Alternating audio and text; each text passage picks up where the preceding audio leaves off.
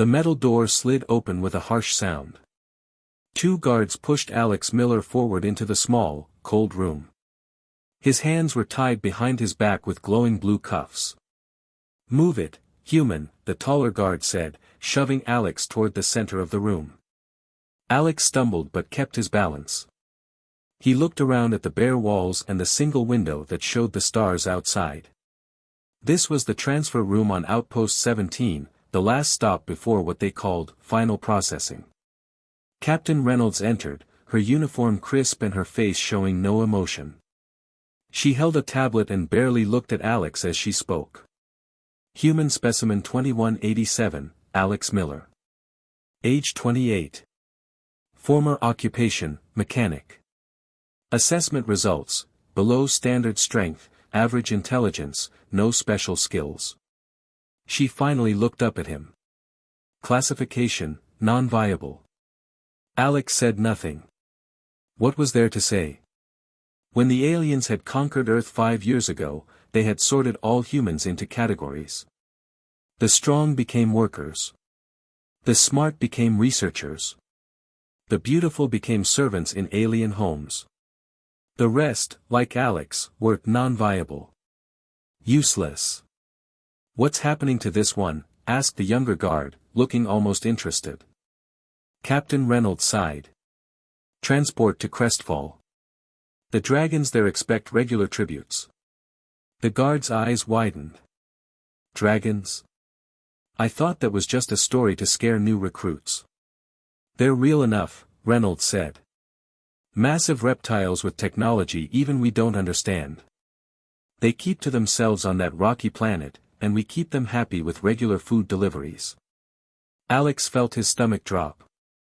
"Food deliveries? You mean me?" Reynolds finally looked at him directly. For a second, Alex thought he saw something like pity in her eyes. "Yes, human. The dragons of Crestfall have developed a taste for your kind. Consider it an honor. At least your death will serve a purpose, which is more than you would have accomplished otherwise." The guards laughed. Alex closed his eyes, trying to control his fear. He had heard rumors about Crestfall from other humans in the holding cells. No one ever returned from there. "Prepare him for transport," Reynolds ordered. "The dragons are expecting delivery within the hour." The guards pushed Alex onto a circular platform in the center of the room. One of them pressed a button on the wall, and a glass tube descended from the ceiling, enclosing Alex. "Any last words, human?" the taller guard asked with a smirk. Alex looked at them all, the guards who treated him like an animal, the captain who saw him as just another item to check off her list. His whole life reduced to non-viable. "I hope the dragons choke on me," he said. Captain Reynolds actually smiled at that. "Unlikely. They've consumed hundreds of humans. You're nothing special." She nodded to the control officer behind the glass. "Initiate transport." The platform beneath Alex began to hum. Blue light swirled around him, growing brighter until he could see nothing else. The last thing he heard was Captain Reynolds speaking to someone on her communicator, "Tribute delivery in progress. One human male, non-viable classification. Usual coordinates on Crestfall." Then everything disappeared in a flash of light. Alex felt his body being pulled apart and reassembled, atom by atom. The transport beam was taking him to Crestfall, to the dragons. To become a meal for monsters. Alex's feet hit solid ground. The blue light faded, and he gasped for air. Transport always felt like being underwater too long, then suddenly breaking the surface. He stood on a flat rock platform high on a mountainside.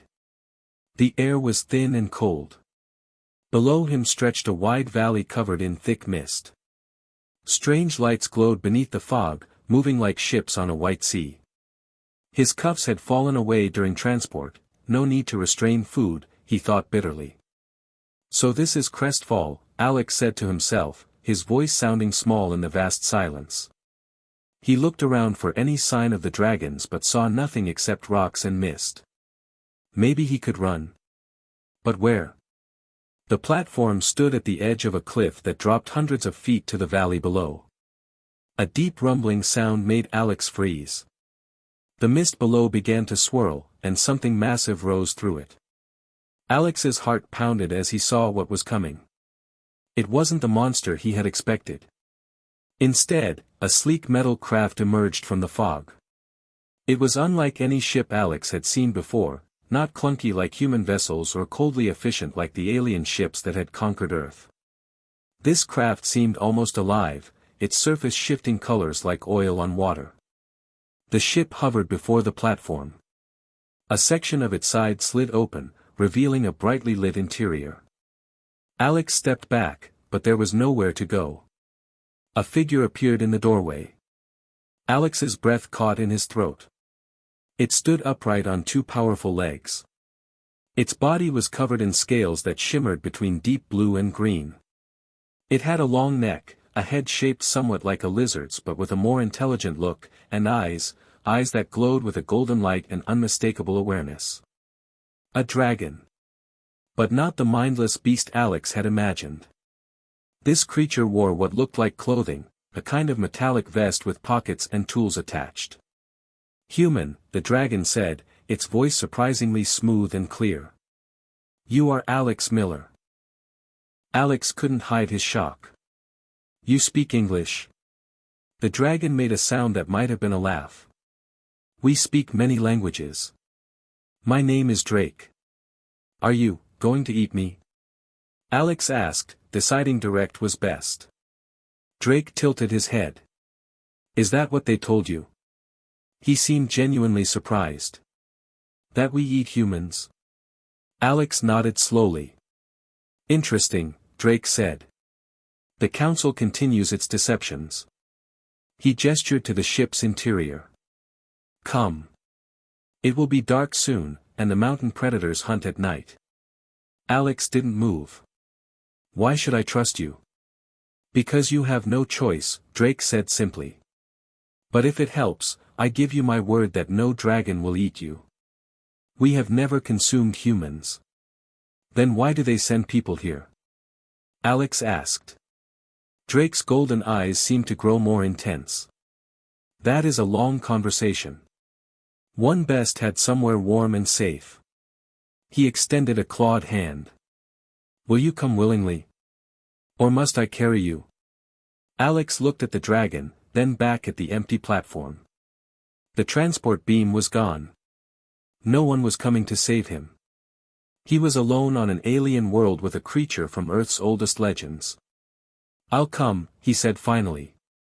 "But I want answers." Drake nodded. "And you shall have them.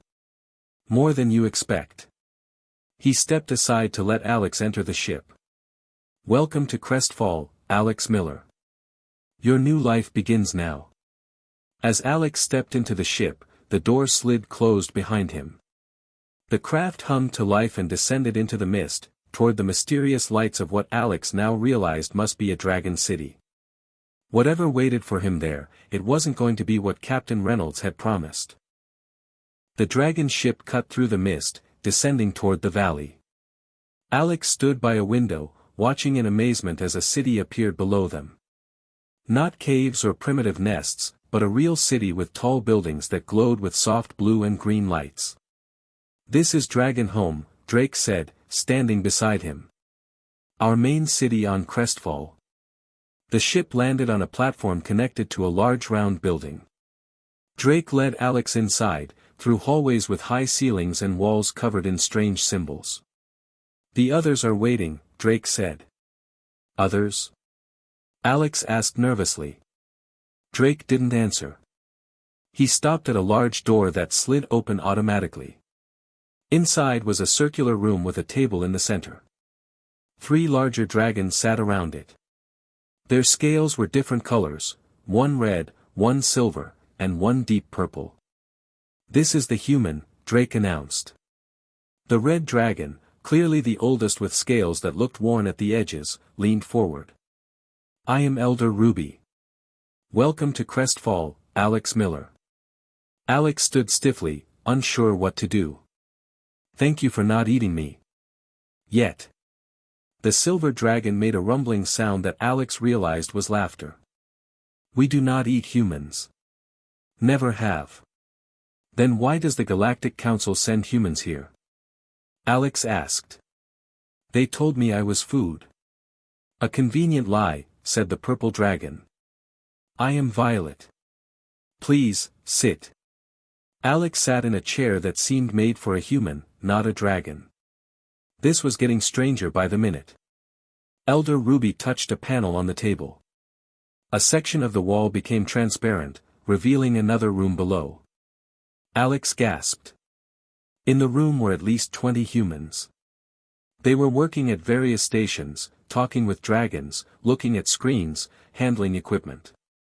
They looked healthy and well-dressed. What is this? Alex asked. The truth, Elder Ruby said.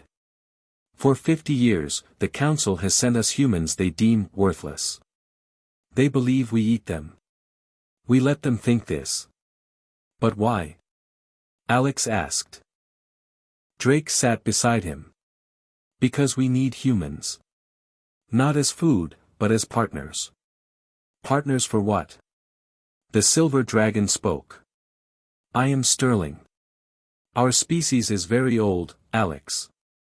We have advanced technology, long lives, great knowledge. But we think differently than humans. We follow patterns. We struggle with new ideas. Violet nodded. Humans are creative in ways we are not. You see possibilities we miss. You make connections we cannot.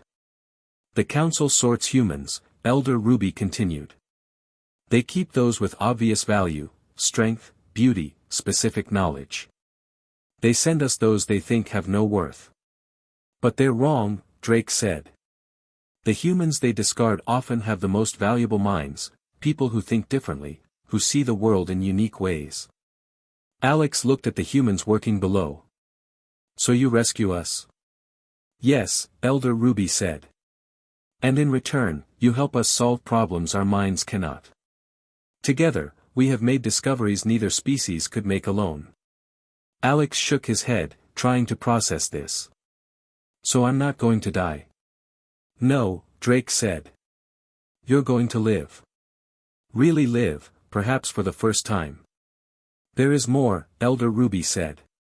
Every human who comes here has a choice. You can join our community, find work that suits your talents. Or, if you wish, we can take you to a human colony beyond Council space.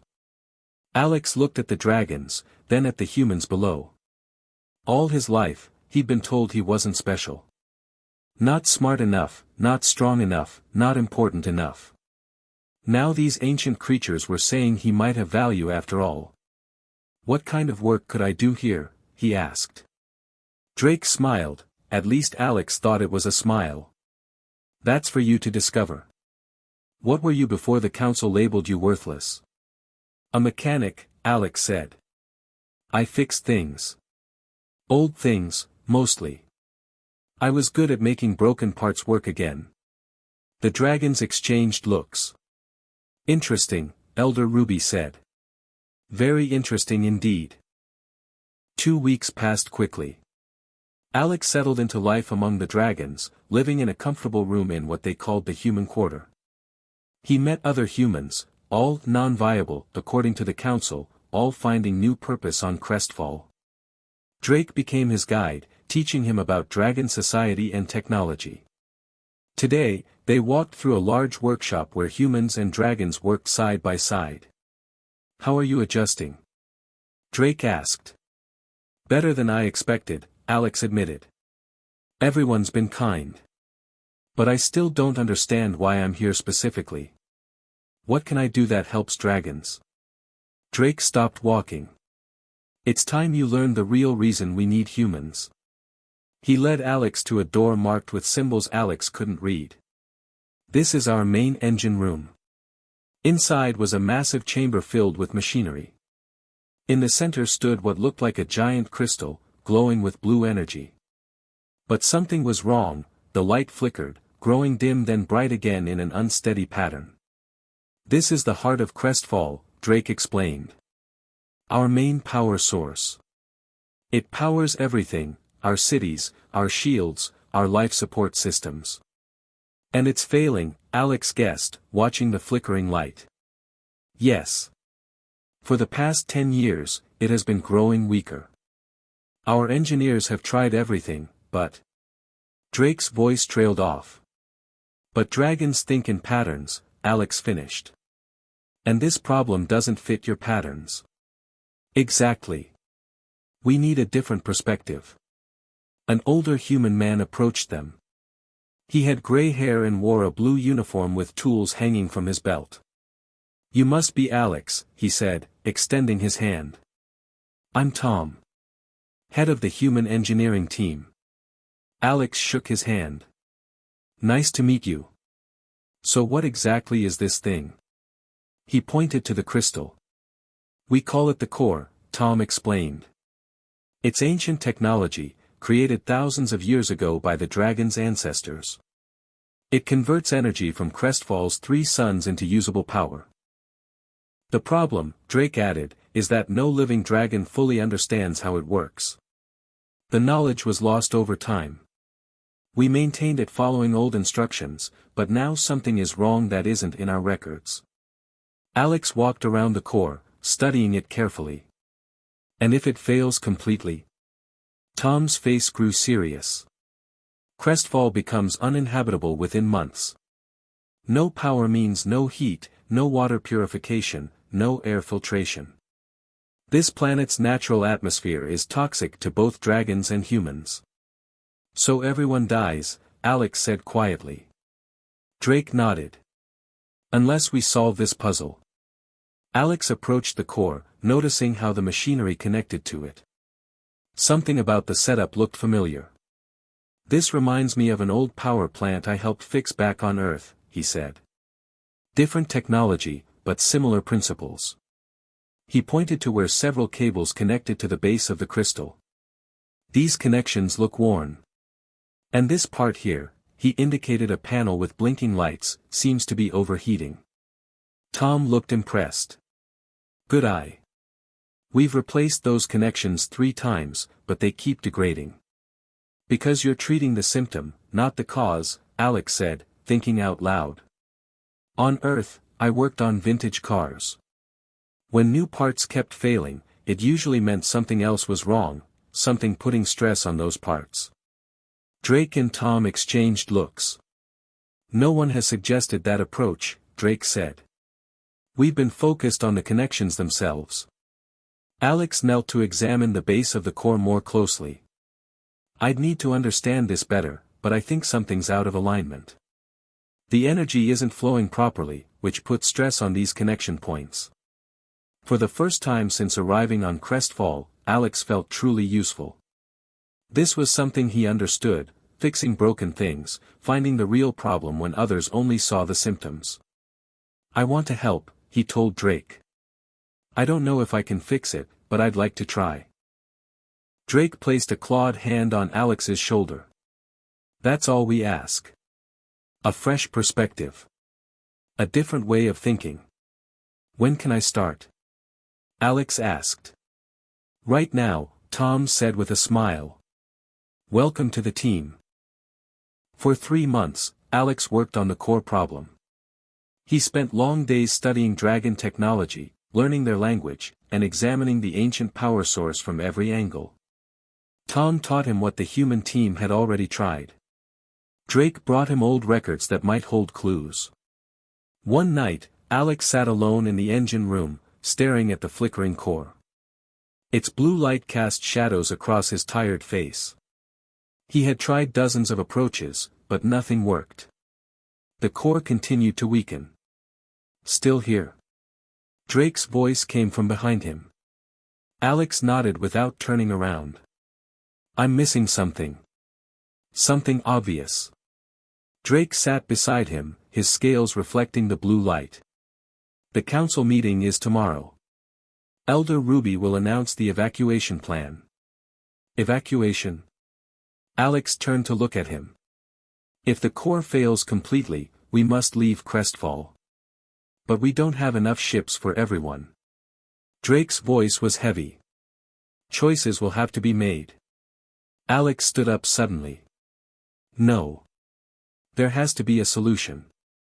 He walked around the core again, thinking about everything he had learned. Dragons were logical, methodical. They had checked every component, followed every procedure in their ancient manuals. But sometimes, Alex knew, the answer wasn't in any manual. What if we're all thinking about this wrong, he said. What if the core isn't broken at all? Drake tilted his head. Explain. On Earth, I once fixed an old truck that wouldn't start. Everyone thought the engine was broken. But the problem was the fuel. It had changed over the years, become different from what the engine was designed to use. Alex pointed to the core. This was built thousands of years ago, right? To absorb energy from Crestfall's 3 suns. Yes, Drake confirmed. But stars change over time, Alex said, excitement growing in his voice. They emit different types of energy as they age. What if the core is working perfectly, but the energy it's receiving has changed? Drake's eyes widened. No dragon considered this. We assumed the suns were constant. Nothing is constant, Alex said. Everything changes. Machines, people, stars, everything. He moved to a control panel and began typing. If I'm right, we don't need to fix the core. We need to adjust it to accept the new type of energy. Alex worked through the night, with Drake calling in other engineers to help. By morning, they had created a new component, a converter that would sit between the sun's energy and the core, changing the incoming energy to match what the core was designed to use. As the first sun rose, casting golden light through the high windows, the team finished installing the converter. The room fell silent as Alex connected the final wire. Ready? He asked, looking at Drake. The dragon nodded. Do it. Alex pressed the activation button. For a moment, nothing happened. Then the converter hummed to life, glowing with a soft purple light. Energy flowed into the core, which brightened, steadily, without flickering. The core's blue light grew stronger, more vibrant than anyone had seen in years. The machinery around it began working more efficiently, humming with renewed power. It's working. Tom shouted, clapping Alex on the back. Dragons and humans in the room cheered. Drake placed a clawed hand on Alex's shoulder, his golden eyes shining with something Alex hadn't seen before, respect. You did what no dragon could, Drake said. You saved Crestfall. Word spread quickly. By midday, Elder Ruby called an emergency meeting of the Dragon Council. Alex stood nervously before the gathered elders, still tired from his night of work. Alex Miller, Elder Ruby said, her voice echoing in the grand chamber. You have done the impossible. You have saved not just the core, but all who live on Crestfall. Alex shook his head. I just saw the problem differently. Exactly, Ruby said. And that is why we need humans. That is why we need you. She rose to her full height, towering over Alex. The council has made a decision. We wish to offer you a position of great importance, Chief Engineer of Crestfall. Alex stared in shock. From non-viable human to Chief Engineer in just 3 months. I accept, he said simply. Drake smiled beside him. This is just the beginning, Alex. Just the beginning. 2 years passed. Under Alex's leadership, Crestfall thrived. The core ran better than it had in centuries. Alex trained teams of humans and dragons to work together, combining dragon precision with human creativity. His reputation grew. Dragons who once viewed humans as strange creatures now sought their advice. Alex was invited to council meetings, his opinion valued by the elders. One morning, Drake found Alex on a balcony overlooking the city. The ship from the Galactic Council will arrive today, Drake said. Alex nodded. Every 6 months, the council sent a ship with more non-viable humans. They still believed the dragons ate them. How many this time? Alex asked. The message says 12, Drake replied. All classified as worthless. Alex frowned. I hate that word. As do I, Drake agreed. But today, things will change. Alex looked at him curiously. What do you mean? Elder Ruby wishes to see you before the ship arrives. They walked to the grand chamber where the Dragon Council met. All 5 elders were present, sitting in a half-circle. Elder Ruby gestured for Alex to approach. Alex Miller, she said formally. For 2 years, you have served Crestfall with wisdom and courage. You have earned our trust and respect. Alex bowed slightly. Thank you, Elder. Today, the council ship comes, Ruby continued. But this time, we will not accept their tribute in silence. What are you planning? Alex asked. We will reveal the truth, Ruby said.